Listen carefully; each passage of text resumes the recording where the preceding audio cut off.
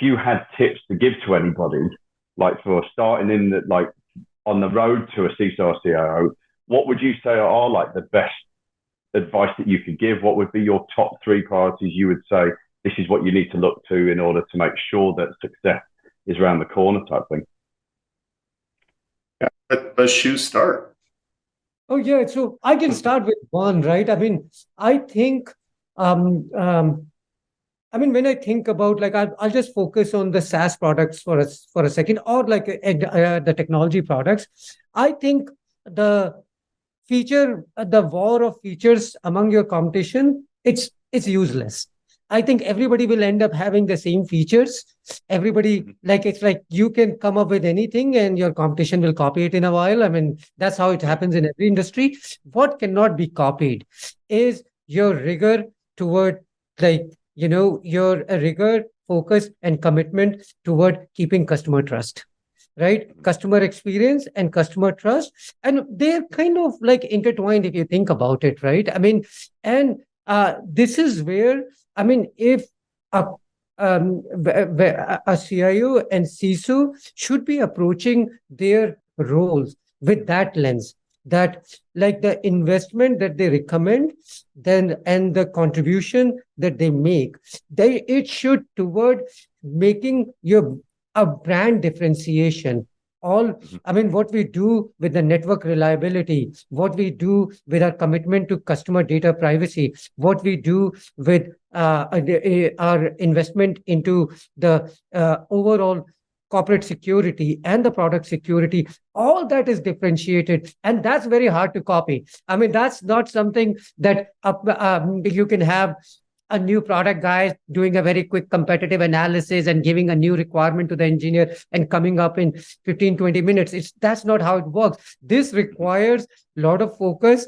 It requires discipline, and it requires commitment from the highest level to make it successful. But once you get that, like what we've been able to do with building our brand of trust and reliability, that's hard to copy. I mean, it's not something that you can build overnight by just looking at your competition. So that's how that's the advice I can give to the CIOs and CISOs approaching this role. Yeah, just to follow on with that, I mean, there's a next generation of CIOs and CISOs, coming to market, graduating from college. They work differently. Again, without giving away my age, I was pretty excited when I could send an email instead of mailing a letter. Well, today's market, today's skill sets, they're growing up in a day and age of social media. So they interact differently. And the advice that I would give kind of new graduates, new practitioners, kind of new operations executives, we all are measured on different things, but the common goal is the business objectives. That's always the common language that we can speak to. And I think it's important that anybody stepping into these roles, they have to understand the business objectives. They have to be able to speak in business language. A CISO speaks security vernacular. IT speaks kind of operations and process vernacular.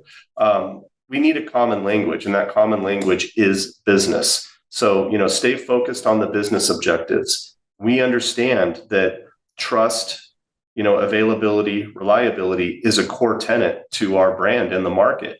And, that's the common vernacular that we use to come together on our objectives. So, that's the advice I would give. The other thing I would add is, as we're moving faster in the evolution and the transformation of technology and products, it's hard to say this, but you can't be hasty. You have to be patient.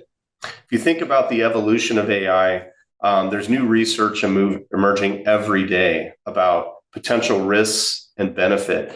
And if you're trying to react every day to what you're hearing in the news and the media and the research reports, you're never actually going to get control of this. I think it's important that, teams establish governance They're thoughtful about how they want to approach the risk management and the enablement of these new transformational features across the business units. And, RingCentral understands that culturally. I talked a little bit about the AI Governance Council that we formed. It's a forum where we can come together, we can calibrate ourselves. We're not overly responsive to every new piece of threat research that comes out in the media the day before. And we can help keep ourselves in check with an understanding that we're all working towards a common business objective.